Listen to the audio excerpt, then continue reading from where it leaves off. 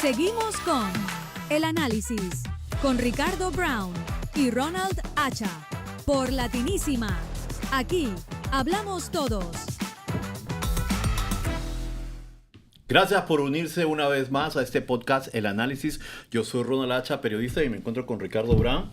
Hola, Ronald.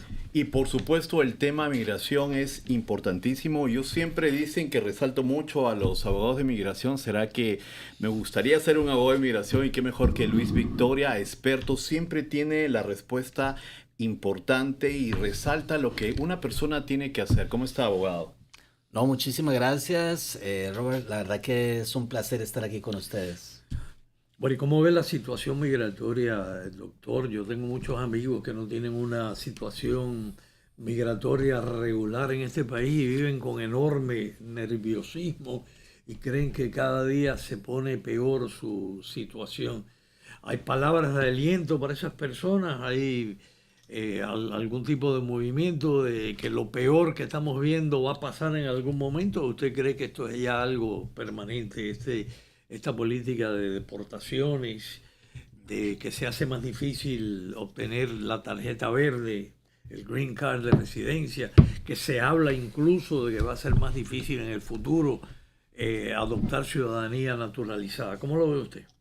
Bueno, todo depende del caso en particular, ¿no? Es decir, en general la política que tiene el presidente Donald Trump es congruente con su, digamos, política de campaña, ¿no? Sí, es lo con que su había promesa dicho. de campaña de deportar por lo menos unos 3 millones o 5 millones de indocumentados. Sin embargo, esto no aplica para todas las personas. Hay que aclarar esto, que es muy factible que durante todo lo que queda de presidencia de esta administración, es muy factible que no se puedan deportar los más de 16 millones de indocumentados y quizás incluso no se alcancen ni siquiera los 3 millones. Entonces, pues yo le diría que pues a todas estas personas que están en este oscurantismo o en este nerviosismo, un parte de tranquilidad, así tengamos dificultades en este instante, de esta zozobra o quizás de frustraciones, pero yo le diría que primero se asesoren adecuadamente de un abogado. Segundo, que hay que mirar cada caso en particular, ¿no? Porque hay muchos dentro de estos grupos que ya tienen orden de deportación. Esas son las personas que más vulnerabilidad tienen. Y hay otros grupos que tienen quizás potencialmente alivios migratorios, pero que la falta de ir a donde un profesional a que analice su caso ha, digamos, frustrado estos objetivos, porque Y a veces cometen errores, ¿no es cierto? Sí. es correcto. Hay una noticia que salió justamente que serían unos 100.000 cubanos que entraron bajo el parol humanitario o el CBP-1 y verían la posibilidad de darse una demanda porque existe una suspensión respecto a lo que viene a ser el sistema de servicios de ciudadanía e inmigración de los Estados Unidos. ¿Cómo ve esa posibilidad? Porque mucha gente, por ejemplo, sabemos que los cubanos en este caso, que serían los principales afectados, ellos ingresaron y al año y un día con el ajuste cubano podrían conseguir la residencia. Pero la mayoría de ellos, no tanto lo que significa es que se les ha suspendido. Se han quedado en el limbo. Yo entrevisté a 2 o 3 personas jóvenes que no pueden trabajar y ya, si bien, por ejemplo, tienen un permiso de trabajo que está caducando, pero ya saben que su situación es que estarían como inestables en lo que se refiere a su estatus. ¿Qué harían esas personas? Por principio, ante la Corte Federal, ¿esta demanda podría tener buenos resultados? Bueno, empecemos por lo primero. Hay que hablar del ajuste cubano, ¿no? Sí. Más aquí nuestro anfitrión que es experto porque es cubano. Entonces, pero sin duda alguna el ajuste cubano está siendo en cierto modo vulnerado, ¿no? ¿Por qué? Porque estas personas que regularmente ingresan y son detenidas y al ser liberadas, por alguna razón que ellos toman la determinación, no habían debido de obtener el I-220A. Habían debido de obtener, al contrario, un parol 212D5A para efectos de ellos poder hacer el ajuste cubano. Pero no ha sido así. Y además de eso, dentro de estos grupos existen algunos que ya están en corte y otros que no lo están. Pero también han cometido muchos errores estas personas porque no han tenido primero asesoría, segundo, enviaron quizás su ajuste de estatus a USCIS y han estado llamando constantemente a USCIS para presionar para que les den su residencia. Se la van a negar. Sí, es decir, a USCIS no le gusta. Pero se que la los negaría, presionen. disculpe que sea tan... se la nega, o sea, vamos a hacer caso por la gente creo que se entera mucho más por el caso. Yo soy un cubano, ingresé por parol humanitario, CBP-1, al año y un día... En el camino yo sabía que me suspenden, porque eso fue el año pasado, suspenden lo que viene a ser todos los trámites. Pero yo también tenía un asilo político pendiente. O sea, van de la mano, van en paralelo, porque lo que sucede al final es que esas personas le niegan el asilo político y después los deportan a México y dice que también hasta África. ¿Qué haría esa persona en todo caso? Sí, hay que mirar exactamente cuál es el tipo de parol que esa persona recibió. Si recibió un 212 de 5A que tiene unas características particulares, esa persona no sería deportable. Hay que pelear porque esa persona no es deportable, ya que tiene el parol 212 de 5A. Que viene a decir que ingresó legalmente. Y va concatenado. Sí, fue inspeccionado y obtuvo, es decir, fue sujeto de un parol. Y por consiguiente satisface los requisitos de elegibilidad del ajuste cubano, que necesita que la persona sea cubana, que pues haya recibido un parol y que tenga pues obviamente el año y un día para presentar su ajuste cubano. Doctor Víctor, yo conozco personas que tienen órdenes de deportación que no han sido ejecutadas, que datan de hace décadas. Esas personas están en peligro porque muchos de ellos temen que sí. Es una de mis preguntas. Mi segunda pregunta ¿es reversible a través de los tribunales, las cortes de inmigración o yo no sé, los tribunales federales, una orden de deportación o eso ya es final en primera instancia? Muy buena pregunta. Las personas que llevan muchos años acá habría que mirar cada caso en particular, porque todos esos casos quizás no son iguales.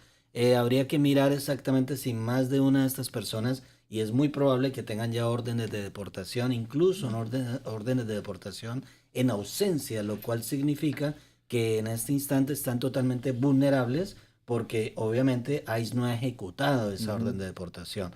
Por otro lado, habría que mirar si estas personas que tengan una orden de deportación tengan algún tipo de alivio migratorio con el propósito de reabrir ese removal proceeding o ese caso de deportación y quizás sea terminada esa acción jurídica que iban contra ellos, que era la orden de deportación.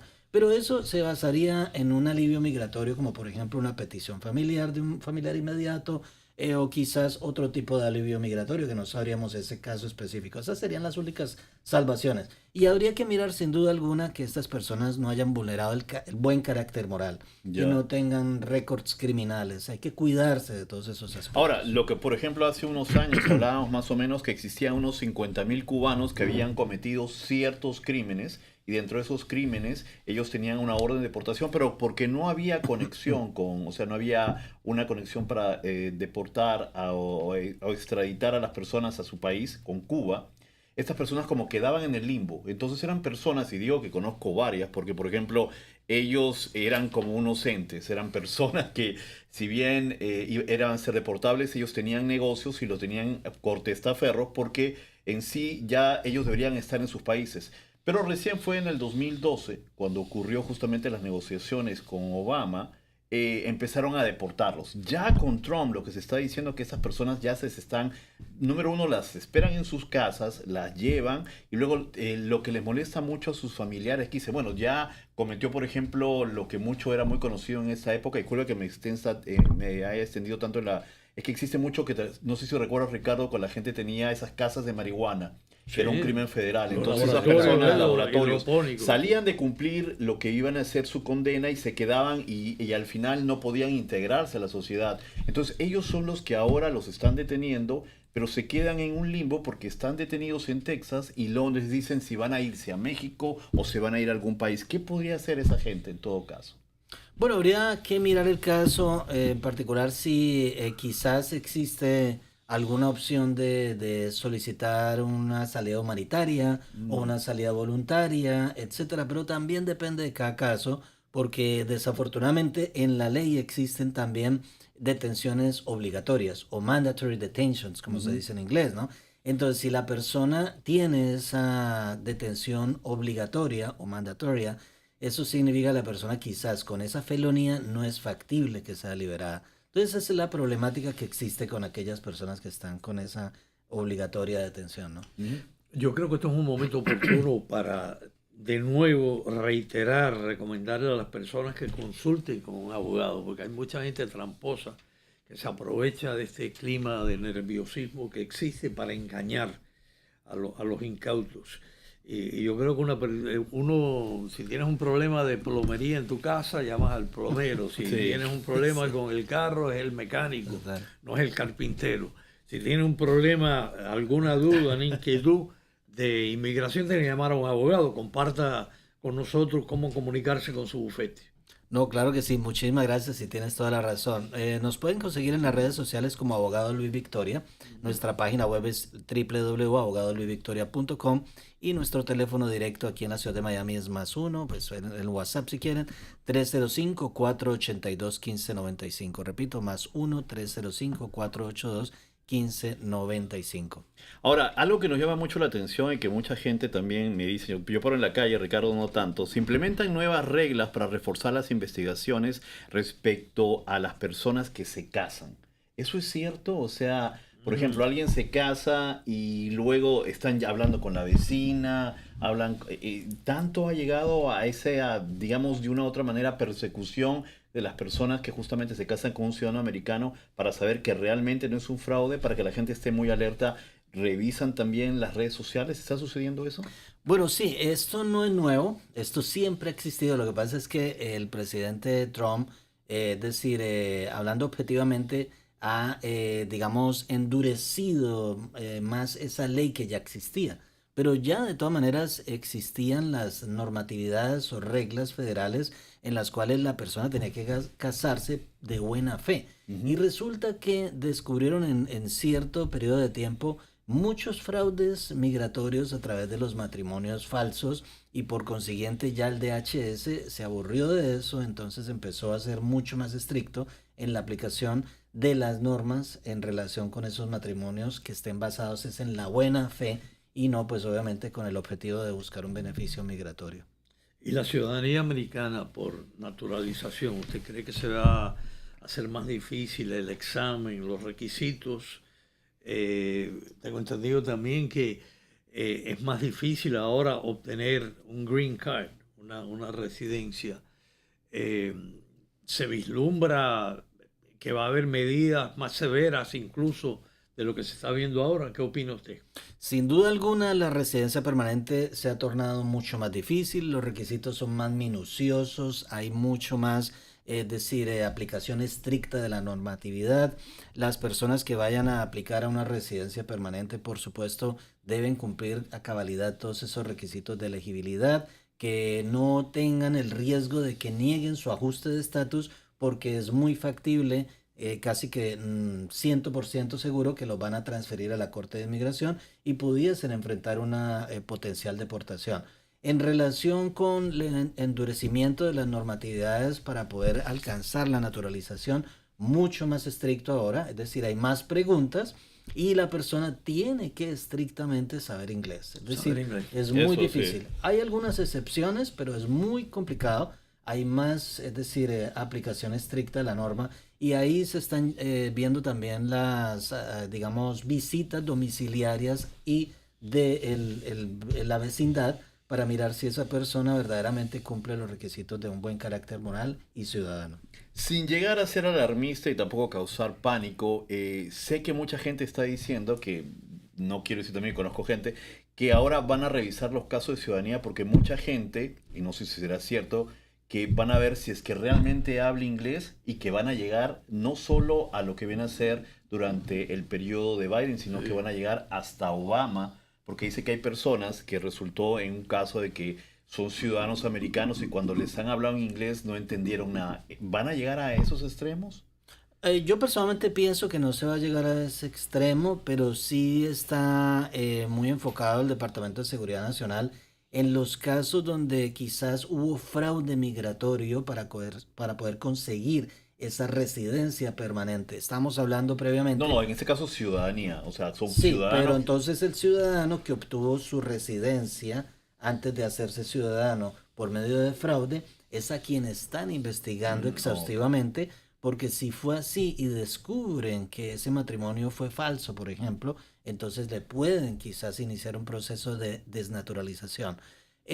También quizás la persona que cometió fraude, tergiversación material de un hecho, por ejemplo, alteró documentos públicos o privados para poder obtener ese beneficio migratorio como residente o como ciudadano, mintió en las aplicaciones N400 y 485, etcétera. Eso es gravísimo, porque cada una de estas aplicaciones, al final las personas no saben que hay un disclaimer, hay un aviso legal que dice que todo lo que dice allí tiene que ser dicho bajo gravedad de juramento y lo firma. Ok, y una persona que haya obtenido la ciudadanía legalmente, estuvo 5 años en este país, antes de obtener la ciudadanía estadounidense no cometió delito, pero entonces se hace ciudadano y comete un delito grave, un felony, como le dicen en inglés, ¿le pueden quitar la ciudadanía a esa persona? No, definitivamente, ¿no? Ricardo, no. Ese sí no es el caso, porque ya fue posterior al haber adquirido ese derecho como ciudadano. Bueno, estamos hablando que yo creo que casi todos los que estamos aquí somos ciudadanos a través de ese método. Sí. Entonces, es que la comunidad esté tranquila, que personas como nosotros no van a verse afectadas. Lo que sí es básicamente cómo obtuvo esa residencia, cómo obtuvo esa ciudadanía. Porque recuerden, por ejemplo, que hay casi que prácticamente es catalogado como una de las faltas más graves del derecho de inmigración federal, que es decir que yo era ciudadano sin serlo. Ciudades santuarios. Se habla que las ciudades santuarios van a perder esa potestad de las personas. ¿Eso va a ocurrir de acuerdo a la administración del presidente Trump o no? Bueno, actualmente existe una que otra, ¿no? Una disputa exactamente del presidente Trump. Estamos viendo en Minnesota, Chicago, en Nueva York. Hay mucha fuerza en contra de todas estas medidas que ya hemos observado que en ciertas ciudades se ha tornado arbitraria, que incluso también la destitución de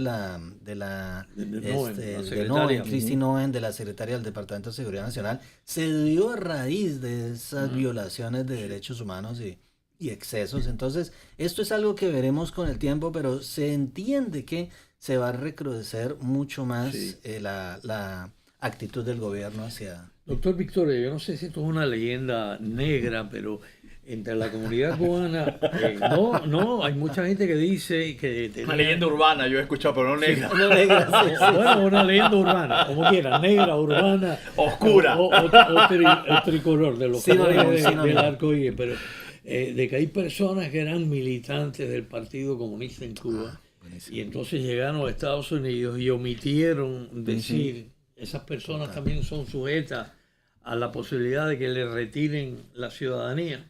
Estoy viendo muchísimos casos de ellos. Incluso actualmente estoy representando muchos clientes de ese tipo. Pues mi oficina es aquí en Miami, por consiguiente tengo muchos clientes de esas características y definitivamente sí. El problema es que en Cuba, según pues obviamente con la cultura aquí mayamense y ustedes como cubanos que son expertos de esta cultura, pues ustedes saben que prácticamente el que trabajó en Cuba trabajó para el gobierno, porque no hay otra manera como de trabajar allá. Sí. Entonces, si la persona, pues obviamente en muchas ocasiones el oficial de inmigración dice, bueno, pero si usted trabajó, era parte del Partido Comunista. Entonces hay una dicotomía y una ambigüedad allí que no sé qué poner, no sé si decir que no, porque eso hay veces me dicen los clientes que me llaman. Pero es que, abogado, yo era profesor allá, yo no era del Partido Comunista. Claro. Bueno, pero puede tomarse como que trabajaste para el gobierno. Entonces es una dicotomía. Pero hay otros como... Pero ¿qué hacer en ese caso? Por ejemplo, hace poco vimos unos venezolanos que manifestaban y él decía, no, yo era parte de... Pensé, llegó un momento, era joven, todo el mundo tiene derecho a equivocarse y luego me fui de allá. O sea, no en tanto te puedan descubrir que tú hiciste ciertos crímenes, ¿no?, de lesa humanidad o crímenes que son considerados atacando a una persona, eso podría de repente llevarlos de esa posibilidad de que sean manejados o sentenciados como si fuesen una parte del gobierno, tanto en Venezuela como en Cuba, ¿o no? Al pertenecer al grupo del gobierno, sí. Claro que sí, y estamos viendo recientemente un miembro del Partido de Juventudes Comunistas, que incluso pues tuve contacto con ese caso y la persona fue deportada. ¿sí? No hay una jueza que La creo jueza, que sí. está en proceso de deportación, una señora que era una jueza bien esbirra, por decirlo así, bien, Me encanta bien, cómo- bien A mí me verduga. encantan los sinónimos que usa Ricardo Ricardo. utiliza el lenguaje de una manera muy Magnífico. Sí, magnífica. Pero, ¿y usted cree que si hay un cambio de gobierno en las elecciones, no estas que vienen ahora en noviembre, las elecciones presidenciales, no sabemos qué va a pasar, ¿no? Pero que todas estas medidas serían revertidas en el futuro, porque usted obviamente ha estudiado el tema histórico de la inmigración aquí en Estados Unidos, ¿o usted cree que ya no hay vuelta atrás, que esto va a seguir siendo así, aunque gane un demócrata la presidencia? Esa pregunta está como para Colombia también. Lo que pasa es que yo soy colombiano, aquí se juntan estas dos culturas, pero en realidad lo decía sin comparar obviamente con la actualidad de Estados Unidos, pero es algo muy similar en el sentido de que el próximo, digamos, gobierno, el aspirante a ser parte de esa administración, pues tendría que ser muy cauteloso en el sentido de que cómo tengo contento al que, por ejemplo, eligió a Trump. ¿Cierto? Porque el que eligió a Trump quería que sellaran la frontera, Sí. que deportaran a los que entraron y cometieron crímenes, que no regalaran esto, que hicieran lo otro. Entonces, ¿cómo tengo contento a ese? Entonces, yo opino, es mi, digamos, percepción, que estas políticas migratorias no van a tener un cambio tan No. drástico. Es decir, al contrario, van a- Algo que podemos considerar de repente es el hecho que se está manejando la frontera, ¿no? Que no ha ocurrido Ya hay cero. que durante Sí, Biden, sí, sí, y eso eso hay es que cierto. reconocerlo, ¿no? Sí, hay que Fue reconocerlo, una coladera, la gente entraba, Sí, sí, sí. hubo esas grandes marchas, entonces... Sí, hubo más de 7 millones de personas que pasaron por allí. Ahora, lo que va a pasar es que básicamente ese futuro candidato sea demócrata o republicano. Bueno, si es más republicano, pues va a ser, es decir, más estricto, ¿no? Pero yo pienso que quizás va a ser más moderado. Va a haber una combinación, ¿no? Una parte como más de centro, ¿no? No tanto de extrema o por un lado o por otro, sino que va a tratar de manejar lo que ya existe, lo que ha dado resultado. Y lo que ha dado resultado ahora definitivamente es que las personas ya dejen de cometer fraudes, ya dejen de mentir en sus aplicaciones migratorias y que se asesoren y que se estructuren y que la persona que desee venir a los Estados Unidos venga por el camino legal. Hemos visto incluso muchos videos que no son de EI, Sí. en donde, pues qué pena mencionar políticos específicamente, pero no estamos hablando de política, Hillary Clinton, el mismo George Bush republicano, Obama, en fin, la cantidad de presidentes que he visto en los clips diciendo, mire, es que la inmigración tiene que ser así legal, es que usted si cometió un crimen tiene que ser deportado. Entonces, no es una retórica de ahora de este presidente. Lo que pasa es que este presidente es mucho más estricto, pero esa dinámica se ha venido manejando siempre. Y que las encuestas se han mostrado que muchos votantes castigaron a los demócratas por la percepción de que la frontera... Era una puerta abierta. Sí. Totalmente.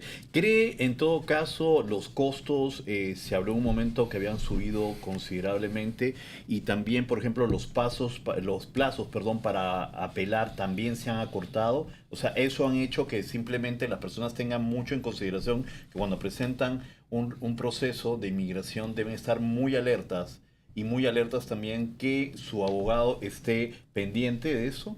Y sobre todo que se asesoren desde el principio, yo les digo, porque mira, el problema es que si la persona pasa a la Corte de Inmigración, me sucede estos días con un caso específico donde la persona no buscó asesoría desde el inicio de su proceso, un caso relativamente fácil de un ajuste cubano, y terminó en la Corte, y en la Corte ahora a esa persona le tocó pagar $6,000 por el principal y por la hija, ¿vale? De $2,950 el ajuste de estatus en la Corte, y por ese error que cometieron de no haberse asesorado desde el principio, porque hubiese sido $1,440 o hubiéramos solicitado quizás un perdón para no pagar esa tarifa.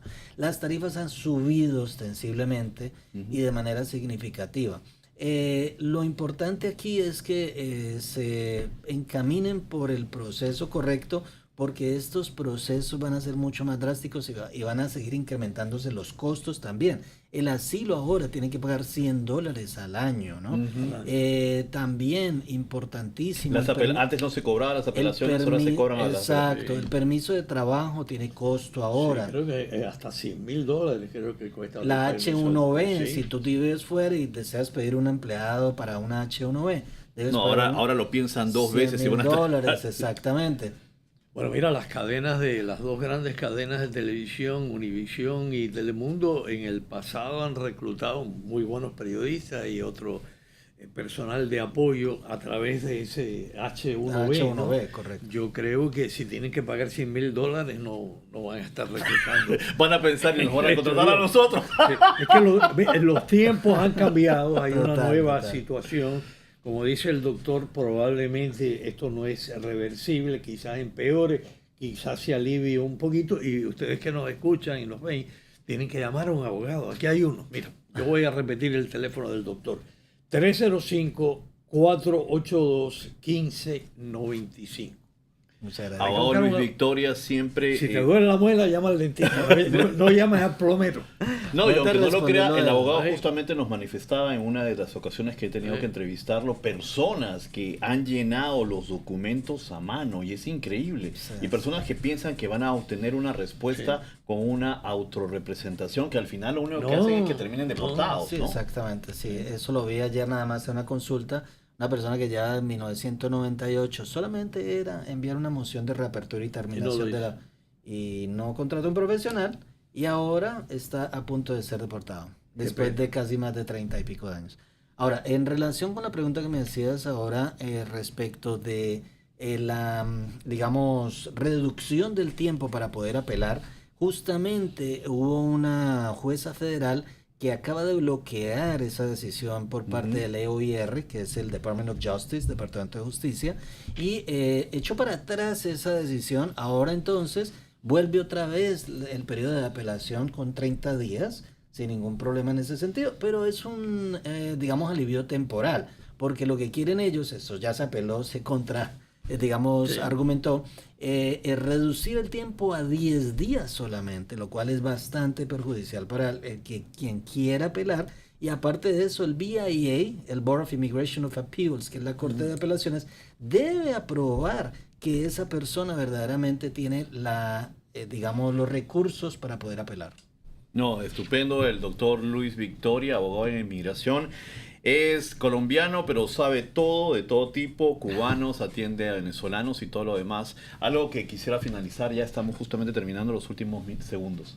Yo pienso que lo importante, muchas gracias por esta gran oportunidad y el profesionalismo de ustedes, es tener un parte de tranquilidad, ¿no? Es decir, aquí no se trata de infundir miedo ni temor, pero sí verdaderamente ustedes tienen que tomar acción, tienen que tener conciencia de que la inmigración cambió, de que ahora ya ustedes tienen que encontrar un camino con una asesoría profesional para efectos de que tengan un buen resultado. Muchísimas gracias. Ya saben, este es el podcast El Análisis. Nos pueden seguir en nuestras redes sociales en Latinísima y por supuesto seguir a Ricardo y al abogado Luis Victoria. Hasta una próxima oportunidad. Muchas gracias.